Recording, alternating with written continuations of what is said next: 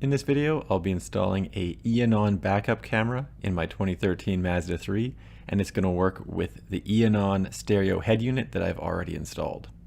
In the description of the video, I'll throw some links to the Eonon head unit video, as well as links for this product and all the products that I used to actually do the installation of the camera.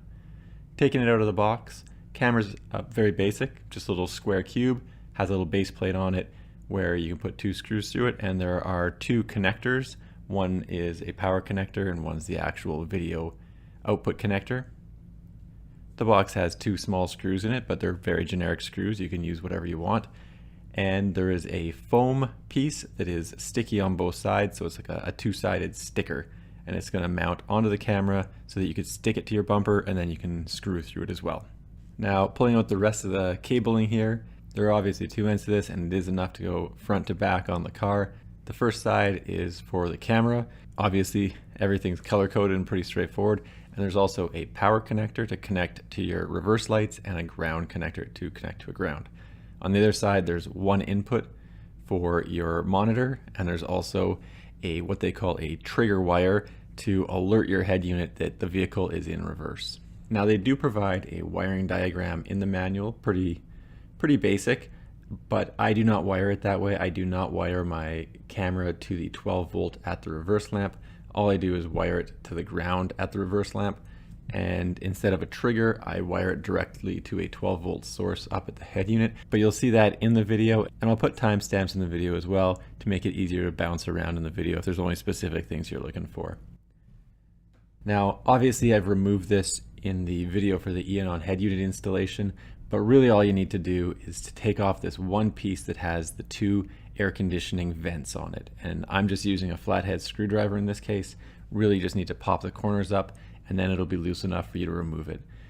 I don't remove any of the wires, I just lift it up, and that's pretty much it. Before installing the whole camera, I do a test here. So I've connected it to the 12 volt at the head unit, and I've obviously plugged it into the yellow input from the camera. And then I've plugged the camera in just up at the hood of the vehicle. I put the 12 volt on the positive of the battery, and the ground, I just picked a grounding point on the vehicle that's under the hood. Like I said, I just want to test it out, see the different ways that I could wire things up. And this is my first kick at it. Put the car in reverse and it works right away. No issues. So this wiring configuration clearly works, but it is not the one that I go with. The one that I actually go with is the 12 volt at the car, because you don't need that trigger wire. Because how this is wired is that the stereo will know that it's in reverse when you put the vehicle in reverse. You don't need that trigger wire. You may have a head unit that requires a trigger wire, so it'll need that 12 volt signal from, say, the reverse lights. This one doesn't. So you can see I also do not have it connected to the battery. All I've got it connected to is the ground at the camera. And then obviously the camera's still connected. So that's what I'm going to do. I'm going to connect only the ground in the rear. I'm going to have the 12 volt source connected right here at the head unit. Now, to get these wires through, this is obviously going to be Mazda 3 specific. I use this coat hanger a lot. So you can see I've passed the coat hanger down into the passenger foot area and then taped the wires to the coat hanger and pulled it through. And then after I pulled everything up and through, I just connect the yellow output from the camera and then tape it up with some electrical tape so it doesn't go loose. And then I just twist in the connector for the 12 volt source, and then put that rubber cap that came with the 12 volt lead on top and taped it back up. And then just put the vent cover back on. And the vent just pops right back into place, same way it came out. Now, for all these things in the passenger side footwell, they just sort of pop off as well. There's no real trick to this. A couple little push button connectors that hold some things down. And then for the front and rear, these door sills just pop off. Just carefully use something like a flathead screwdriver so you don't scratch the paint when you're getting them off, and then just give it a little twist and it should pop up. And there should be 2 to 3 connectors for each of them that hold it down. Now you can see I've run the cable in the front passenger well. It goes to the sort of the kick panel area, and then it runs down the side.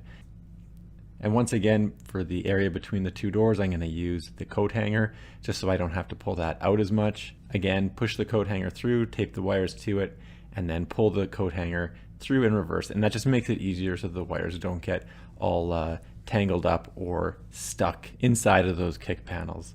Then I'm going to position the wire as I want it and then snap everything back into place. So you can see looks pretty clean, can't really see it. Obviously I need to do some detailing in the vehicle. And then for the portion that's going to allow me to pass into the trunk, I need to rip everything out of the trunk first. So I pulled out the bottom piece, and then I'm going to have to pull out this side carpeting piece just so I can pass that wire through. And this thing's held in by 4 of those little push button clips. If you have a flathead screwdriver, you just pop the center rearward on the clip and it should pull out. Pretty simple. So once you've got everything out of the trunk, once again, take that coat hanger and pass it through that hard plastic piece again, so you don't have to pull everything completely apart. You just need to pop it enough to pass that coat hanger through. Tape the cables to it again, and I'm going to pull that straight back and get the cables all the way into the trunk area. Overall, I would say it only took me about 15 minutes to get the wires from the head unit all the way back into the trunk. And there it is, and everything in the vehicle is back in place. So you can see that I've already taped up the 12-volt wire in the rear because I'm not going to connect it to the tail lights, and I found a suitable ground in the rear, which I'm obviously going to test out before I put everything back together. Right there, it's the one that's connected to the tail lights. It's really just connecting the camera to the body of the vehicle. Like I said, I'm going to go test it first, make sure that it's good to go before I start putting things back together and rely on that one grounding source. So with the vehicle running, toss it in reverse, see what happens. And fortunately for me, that is a good ground, so I'm going to run with that. And now to get these cables outside of the vehicle, I'm going to go through this little rubber plug, so I'm not going to do any drilling.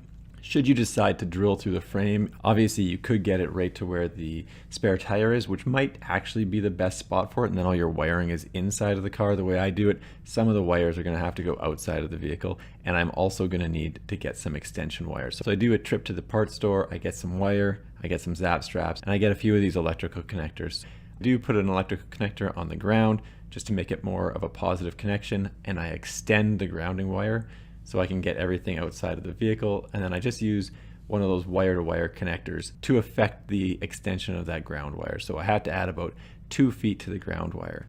Now for the wires for the camera, it's going to go right back above the license plate. So you can see I've mounted the camera obviously right in the middle and just above the license plate, and then I pushed all the wires back behind the license plate and then down.